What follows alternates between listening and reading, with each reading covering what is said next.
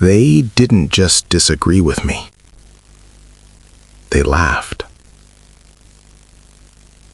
Not the kind of polite laugh people use when they don't understand something. Not the kind you can brush off and walk away from. No. This was louder, sharper, deliberate. The kind of laugh that cuts deeper than words.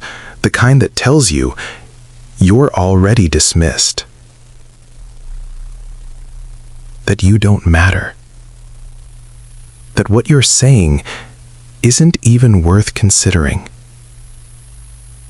And I stood there, right in front of them, feeling that weight. Like I didn't belong, like I was the outsider in a place I had lived for years. And the worst part? It didn't happen in some office or some distant meeting room. It happened right in front of my house. Right in front of the wall I had spent days building. Not hiring workers, not calling contractors. Me. My hands, my time, my effort. Every bag of sand, every panel I lifted, every nail I hammered in was placed there for a reason. And they stood there, looking at it, like it was a joke. A wall, one of them said.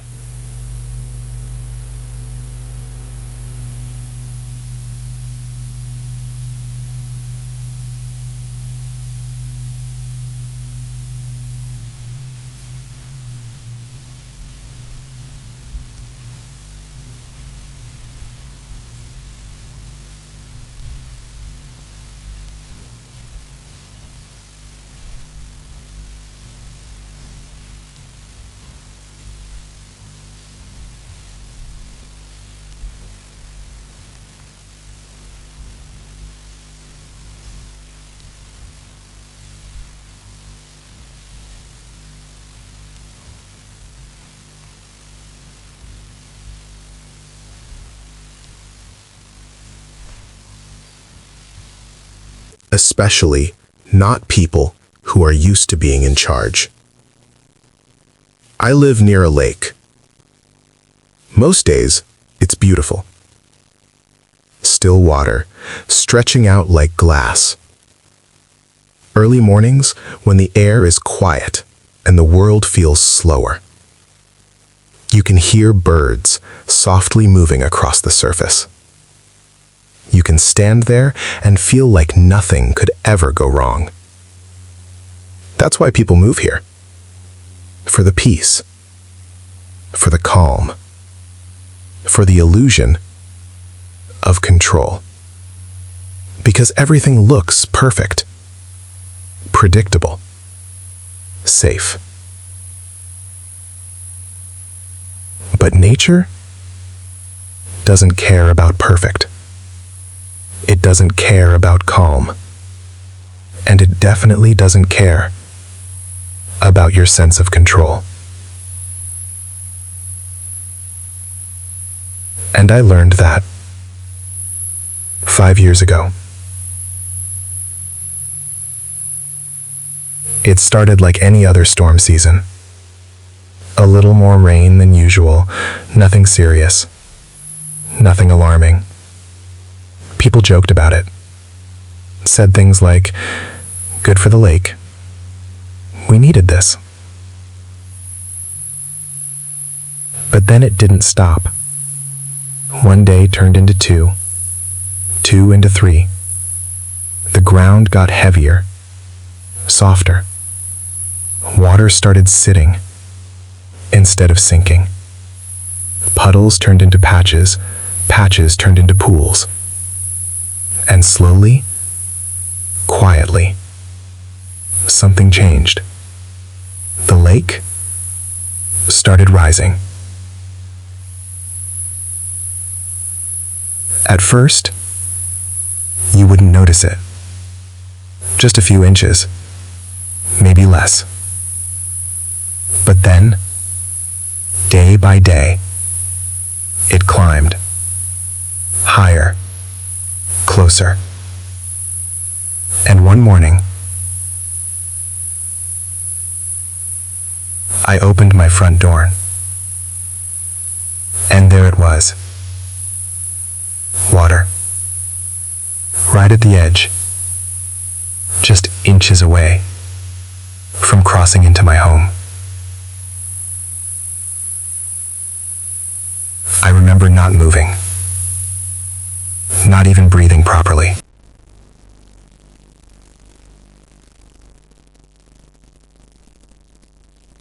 Just standing there, staring at it. The surface was moving slightly, small ripples, like it was alive, like it was waiting for one more push, one more inch, and it would be inside.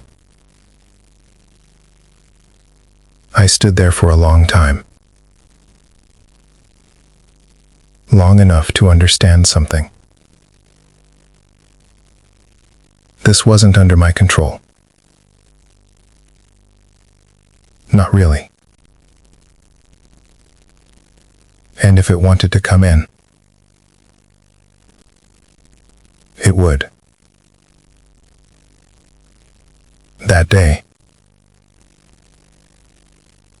it didn't cross the line. But it didn't need to. Because it left something behind.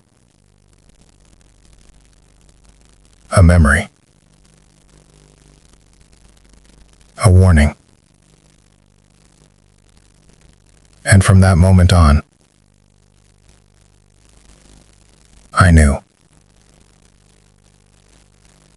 Next time.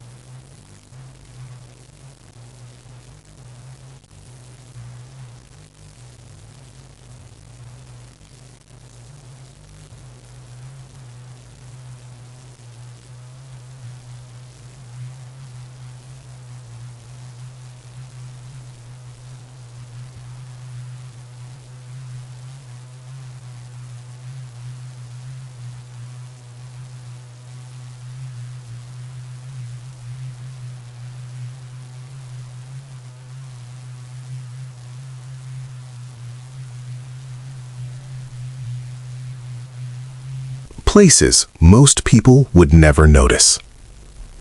I measured distances, checked levels, studied the slope of the street, where water would come from, where it would go.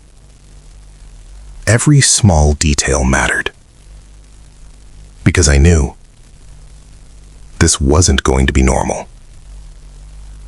And that's when I decided I was going to build a wall. Not something impressive. Not something people would admire. But something that would work. Something strong. Something that could stand there and take the hit. I started before the clouds even gathered.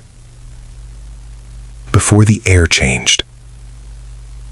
Before anyone else even noticed. Sandbags first. Heavy, rough. Stacking them one by one. Pressing them into place. Making sure there were no gaps. No weak points. Then the panels. Reinforcing the structure. adding support where it mattered most, angling everything slightly, just enough to guide the pressure away. It wasn't easy. My hands burned. My back ached. Every movement got heavier. But I didn't stop. Because every time I slowed down, I saw that door again. That line of water. That moment where everything could have gone wrong. And that was enough. Then the neighbors started noticing. At first, just glances. Walking a little slower. Looking a little longer. Then came the whispers. You really think that's necessary? Looks a bit extreme. Isn't that overdoing it? I didn't answer. Not at first. Because I wasn't doing this for them. I was doing this because I knew something they didn't. But eventually, the whispers turned into something else. Complaints. Official ones.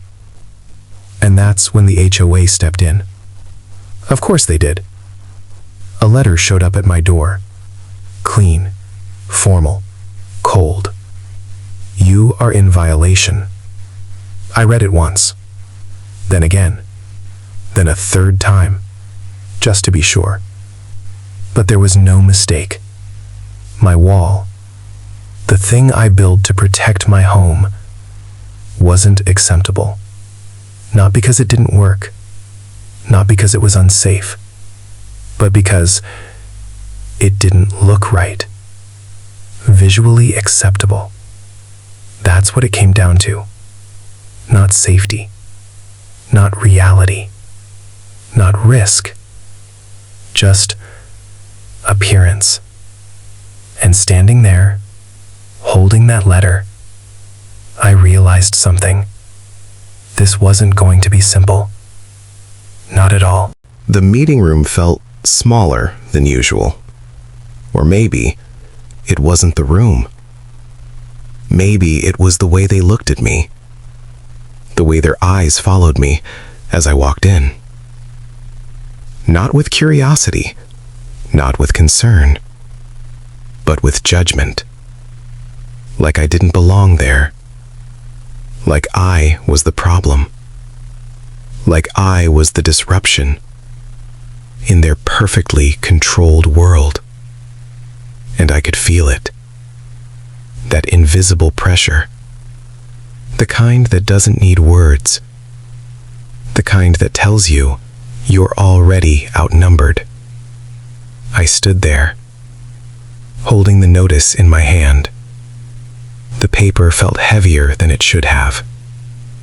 Like it carried more than just words. Like it carried their decision before I even spoke. Still, I tried to stay calm. Tried to keep my voice steady. Tried to explain.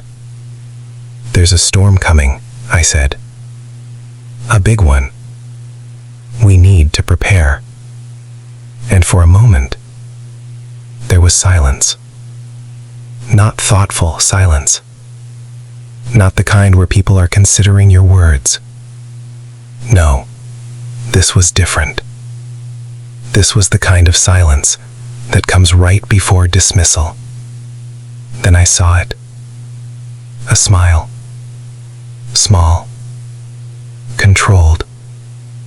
But not friendly. Not understanding. It was the kind of smile people give when they think they already know better. One of the board members leaned back in his chair. Slowly.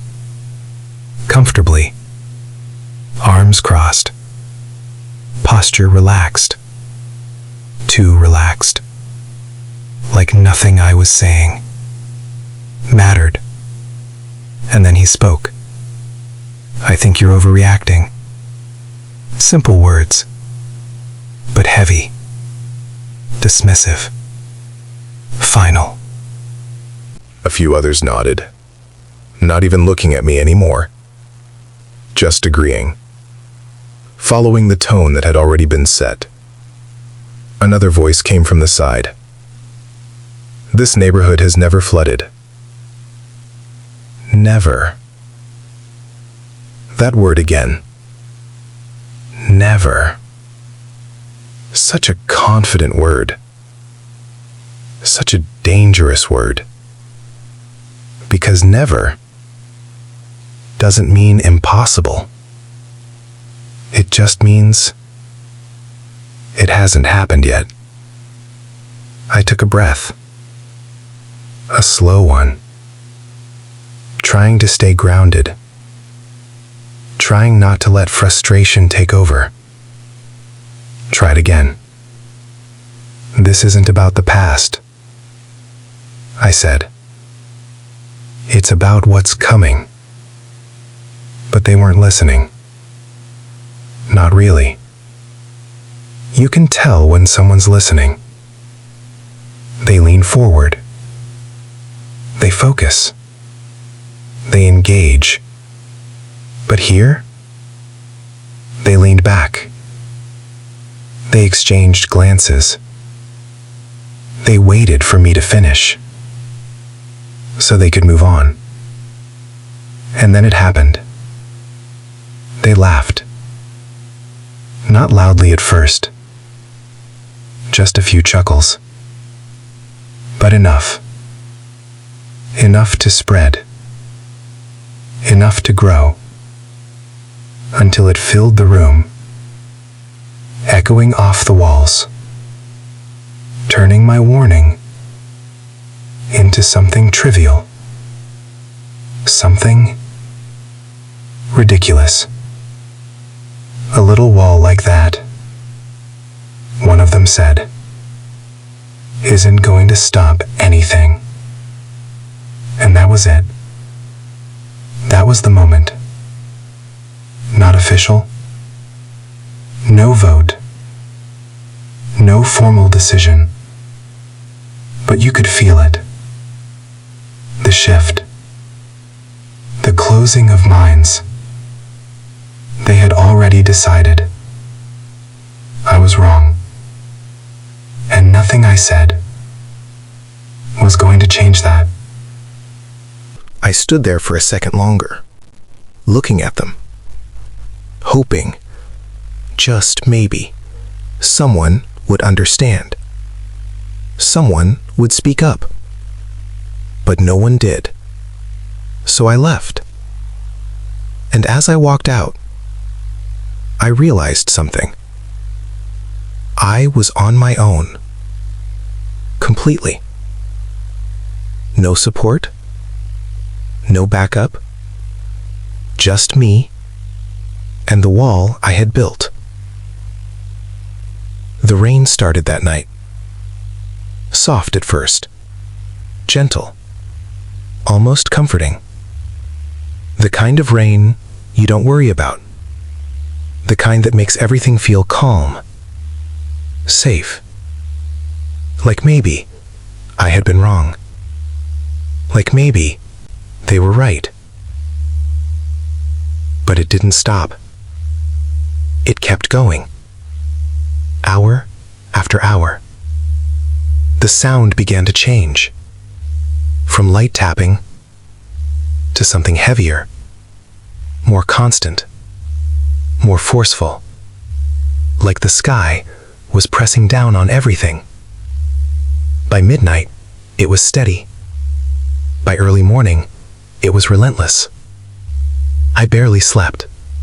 Just lay there, listening, counting the seconds between heavier bursts, trying to predict what would happen next. When morning came, I stepped outside. The air felt different, heavier, thicker. The ground beneath my feet, soft, saturated. Water was everywhere, not flooding yet, but close, too close. By afternoon, things started changing faster.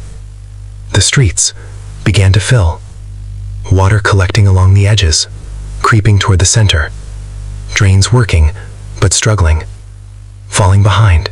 And then, the lake, it started rising, just like before.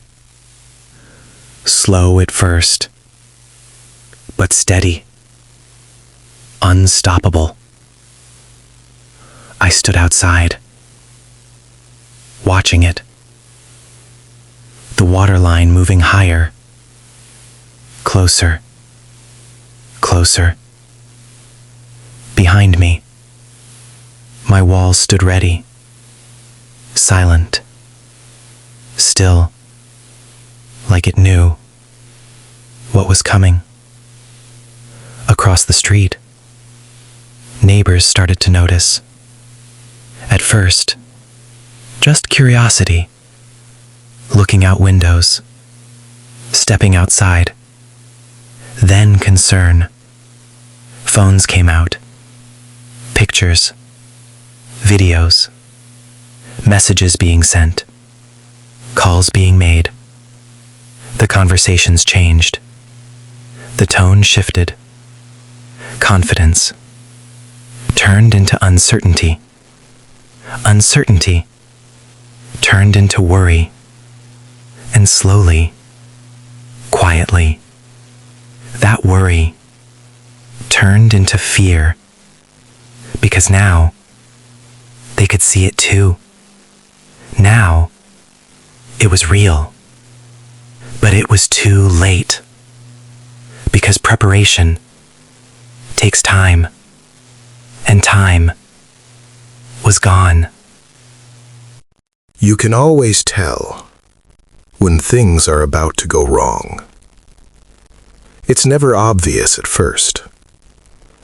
There's no alarm, no announcement, no warning that says, "Get ready, this is it." Instead, it starts quietly. So quietly, most people miss it. But if you've seen it before, if you felt it before, you recognize it instantly. That feeling, that shift, that small, almost invisible change in the world around you. Like something has moved, just slightly out of place. Like everything looks the same, but feels completely different. The air gets heavier. Not just physically, but mentally. Like every breath takes more effort. Like your body knows something is coming before your mind catches up. Even the silence changes. It stops being peaceful, stops being calm, and becomes tight, uncomfortable, like it's waiting, like it's holding something back. And deep down, you feel it. You don't understand it yet. You can't explain it. But you feel it. And once you feel it, came just before sunset. I remember looking at the sky. Something about it didn't sit right. The colors were wrong. Too dark. Too heavy. Like the light was being swallowed. Not fading naturally, but forced out. The clouds weren't moving normally. They weren't drifting. They were gathering, stacking on top of each other, layer after layer, like pressure building up.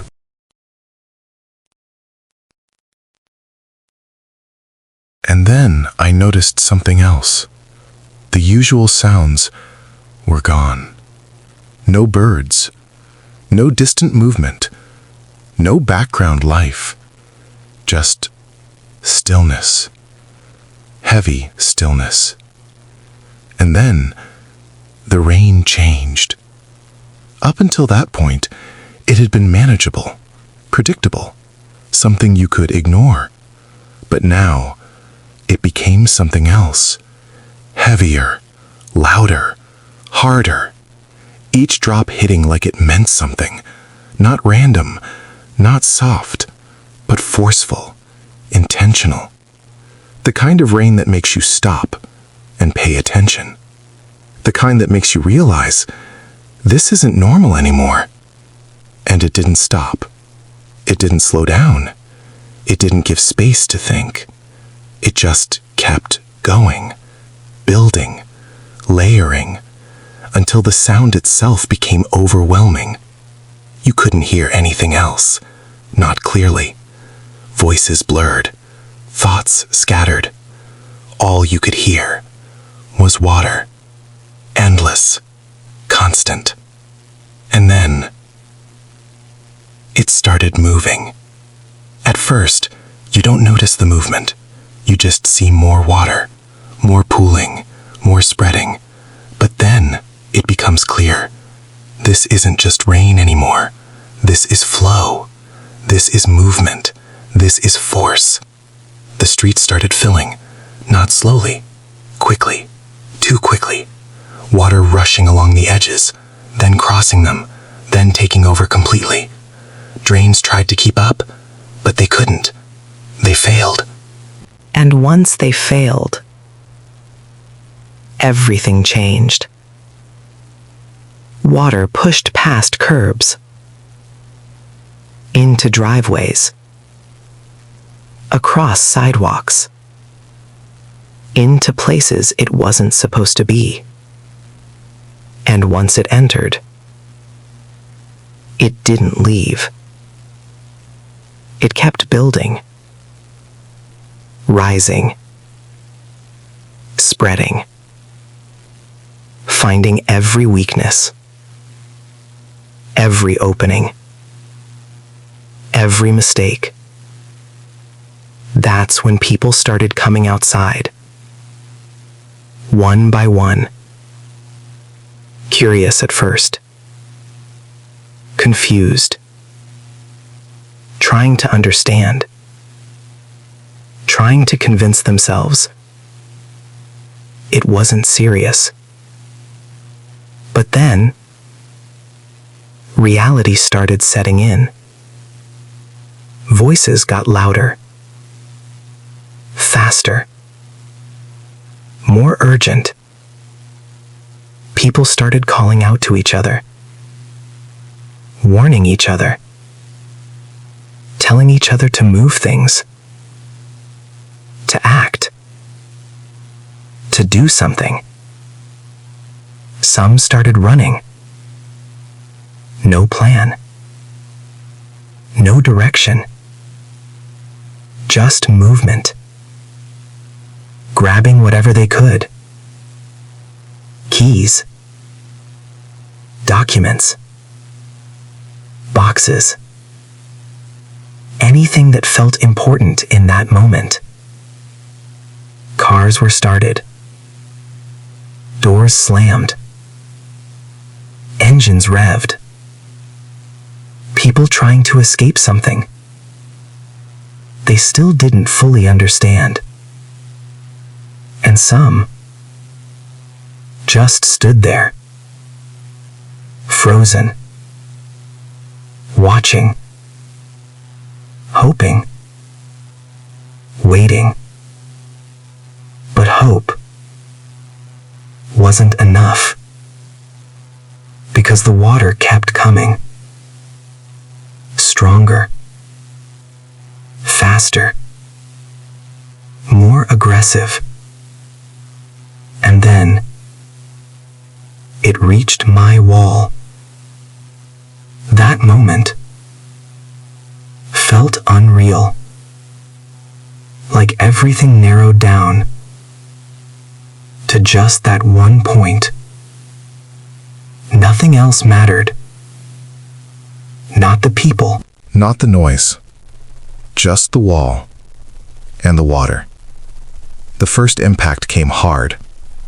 A deep, heavy slam. Water crashing into it. Testing it. Challenging it. Looking for a way through.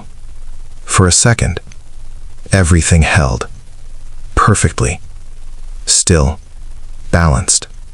And in that second, I held my breath. Not consciously, but instinctively. Waiting, watching, listening. Then more water came.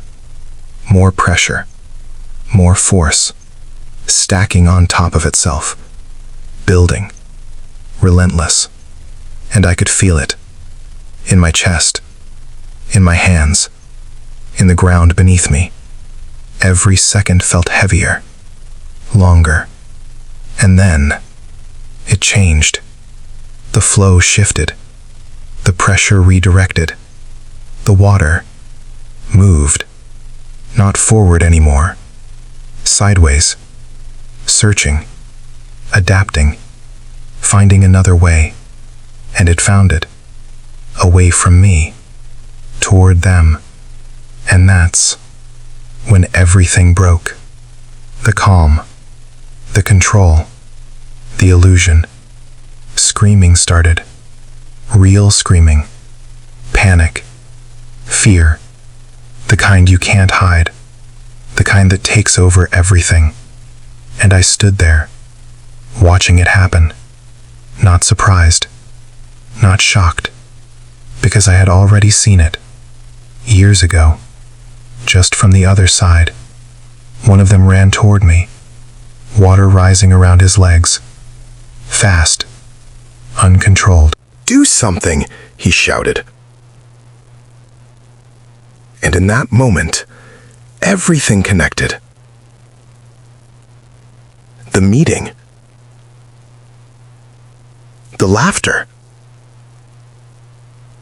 The dismissal. And I realized this moment was built from that one. This is what happens when you don't prepare. And then everything fell apart for them. Water inside homes. Furniture floating. Memories destroyed.